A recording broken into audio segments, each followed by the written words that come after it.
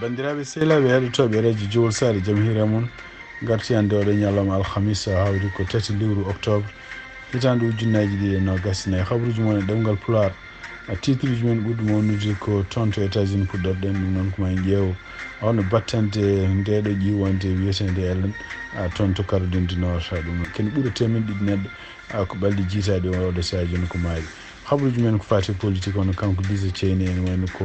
o yanti hande campagne Kamala Harris habruji men international manaw en toon to Liban hono kamɓe Israël ɓe ne continue bombardement ji mabɓe toon to Liban kadi ma en ƴeew holkoɓe alko duuma hono kamɓe Israël koɓe jogori jabade missilaji berluno toon taw ko Iran weɗino ɗum ma en jaa toon to Sénégal ƴeewen kadi yaade toon to région Matam hono kamɓe ministére toppiti ko fati infrastructure koɓe kaali wallude ɗeɗo guure ɗe ngannduɗa jooliɗe sibabunde maayo Sénégal ndiyam muɗum nadde ɗeɗo guure ma en cakkitoro toon to Mauritanie kadi ƴeewen hono kamɓe ministére toppiti ko fati jangde koɓe kaali oɗo saha joni pour ɗaɓɓude hono yimɓe jangguinannoɓe fares wonɓeɓe retraite yo gartu ɓamta liggueji mum beele ne mballa leydi ndi jangguinde ɗemgal fares e nder région ngaji ɗi foof ko ɗum won titre uji men ɓurɗo mawnude oɗo journal ma gartu e datuji muɗum joni joni siftini ɗon tan hannde ko alhamisa 3 lewru octobre hitande ujunnaji ɗiɗi e nogas nayyi ma en gartu joni joni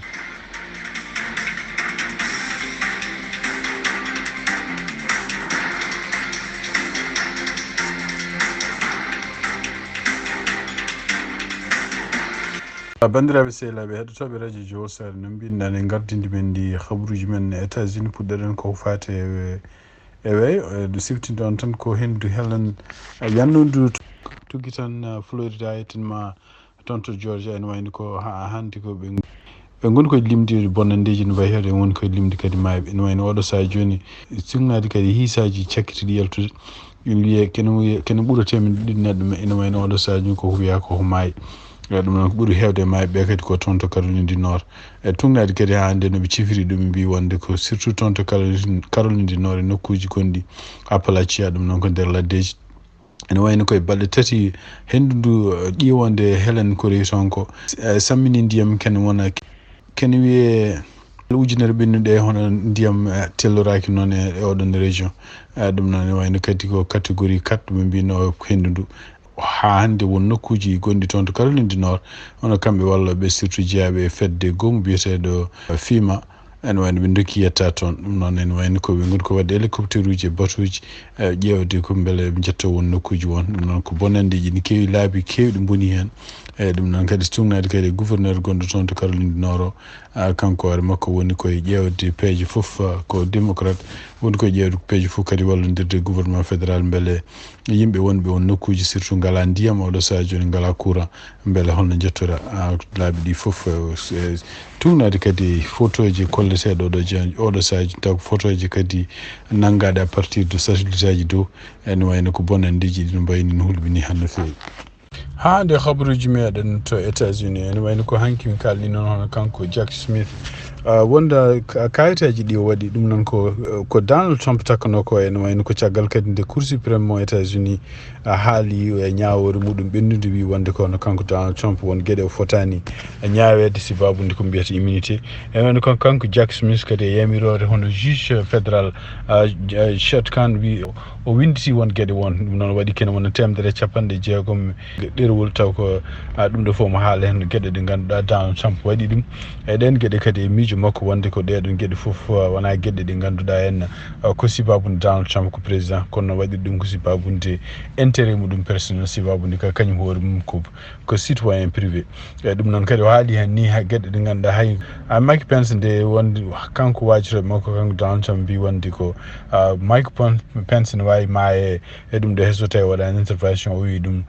ene wayno o wiide ɗum ɗon ko hayso maayi ala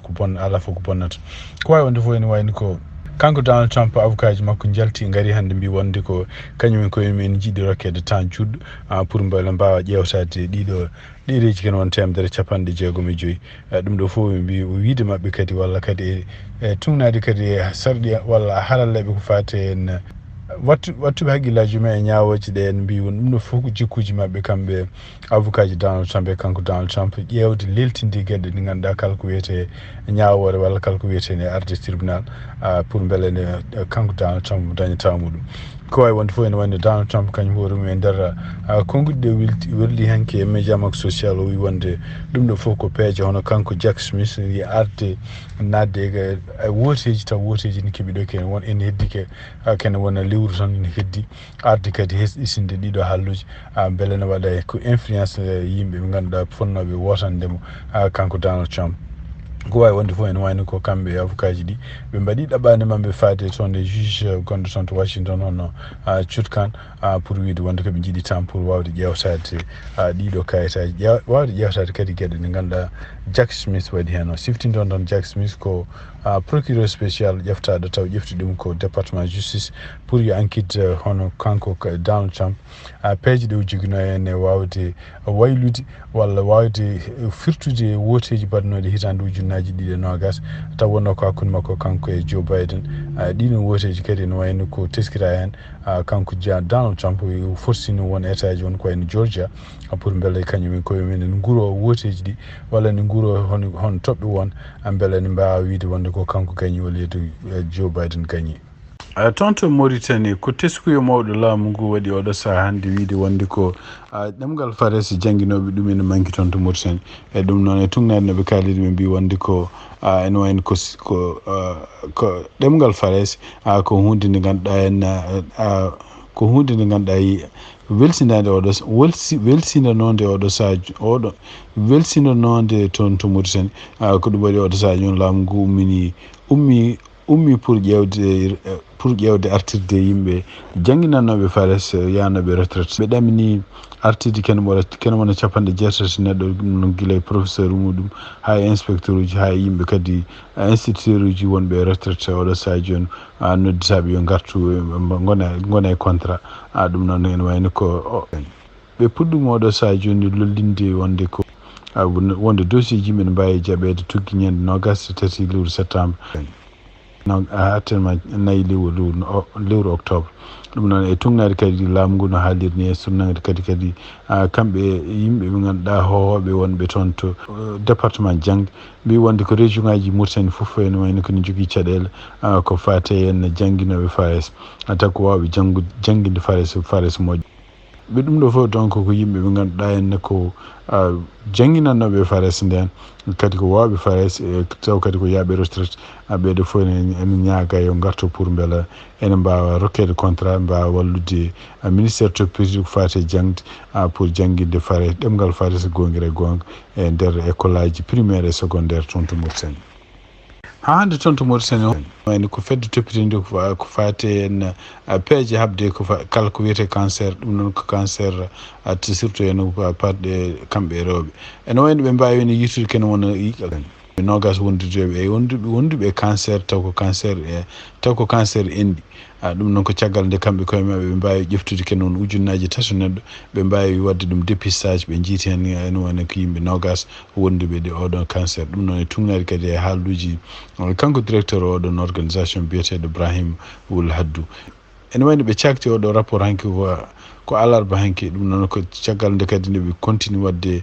campagne goɗɗo kadi campagne o mbiyata ɗum kadi ko dépisté e rassuré ɗum noon ko yitude e caggal ɗum kadi deññude ɓerɗe yimɓe ko wawi wonde fof ene wayno ko kamɓe ndeɗo fedde kadi ɓe mbi wonde ko oɗo saha joni ene wayno ko won hôpital goto biyeteɗo hôpital Al Amal ko hôpital mahaɗo Sibabunde habde kala ko fate ñawuji cancer oɗon hôpital kadi ma wallu no fewi surtout en so tawi cancer yitama law e kadi pour wawa waddude hen peeje no ɗum ɗon safrira ko yacci ko wawi wonde fof ene wayno ko oɗo saha joni hono kanko walla superviseur général centre national d'oncologie biyeteɗo Mouhamed Wuli Selmou ɗi habdude rewɓe tan ko alay saago jaɓa wadde dépistage mbawa wiccitede pour andede so tawi ne gonde ko gueɗe baɗini en ɗum noon kadi ko hunde wawde wallude ɗumen lewru fof neɗɗo fof lewru fof debbo ɗo wawi wonde foti ƴewtade hoore muɗum ƴeewa so tawi ala ko wondi e gueɗe mbaɗe noon donc kanko konngol makko biyeteɗo Mouhamed Wuli Selmou toppiri gonɗo superviseur général toon to centre national d'oncologie toon to Mauritanie. Habaruji men international toon to Sénégal e ɗum noon ko sibabunde maayo ngo en ƴerde ɗum ene woni won guure kewɗe ɗo ganduɗa gonɗe diwan département de Matam. Joli ko ɗum waɗi kanko ministre biyeteɗo Malick Ndiaye toppiride ko fate infrastructure transport terrestre et aérien biyeteɗo ene wayno waɗi jillu makko toon to Cempeng. ɗum noon wayno ko jillu makko kadi jeeya ko non seulement ko ƴewde gueɗe bonɗe toon ɗe mais surtout kadi ko continde liggueyaji baɗɗeteɗi pour laabi ko mbiyata laabi dande maayo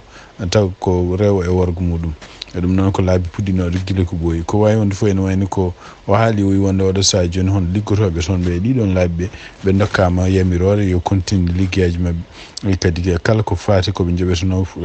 ɓe mbaɗanama arrangement ɗo ɗum noɓe keeɓiri ɗiɗon kalisaji ko fati noon ene wayno guure ɗe toɓoji bonni ɗi surtout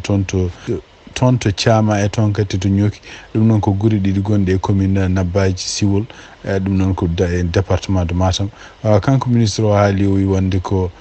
caggal nde o yetti ɗiɗo nokkuji o wi wonde ko ene wayno ko oɗo saha joni ɓe mbawi wallude yimɓe ɓe ganduɗa boomaɓe sibabunde ɗamɗo ilam e sibabunde ɗiɗo toɓoji wallude ɗumen gueɗe ɗe ganduɗa henna ko fate gueɗe ɗe ganduɗa nokkuji ɗi mbawi hodde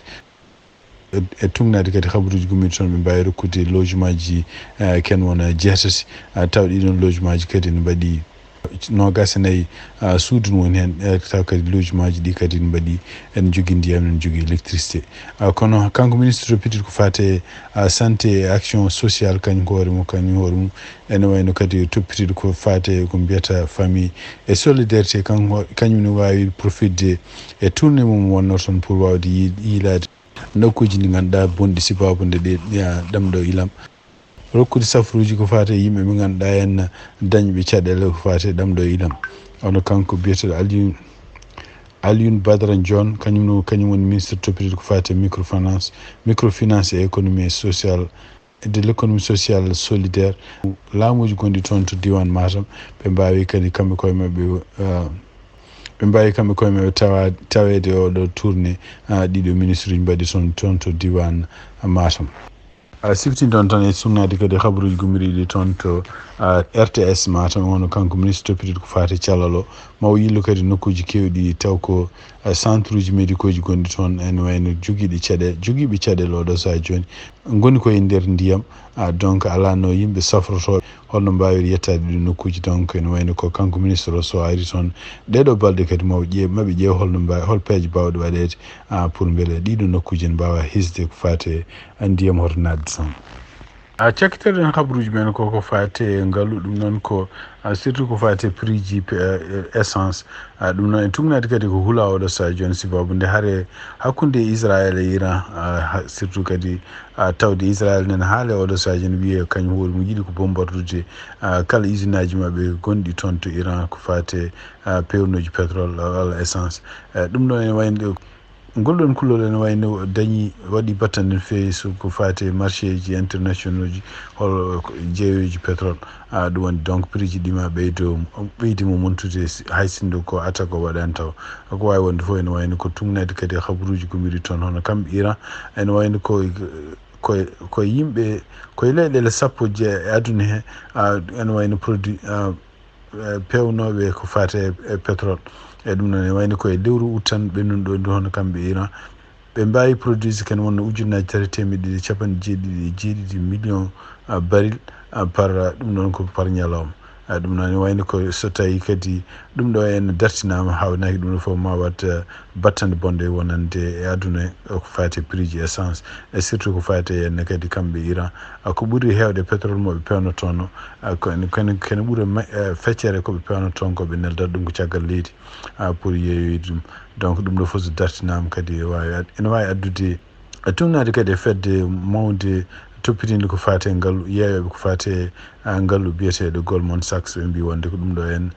ko hunde ko caɗele mawɗe jogori wadde donc kamɓe Goldman Sachs e kamɓe Morgan Stanley ko ɗum woni fama mum mabɓe so tawi ɗeɗo caɗele no continue hakkude Israël e Iran surtout yenno so Israël yiɗi ko attaquede walla yiɗi ko bombardude ko fate kala ko wiyete raffinerie ji mabɓe kamɓe pétrole toon to Iran.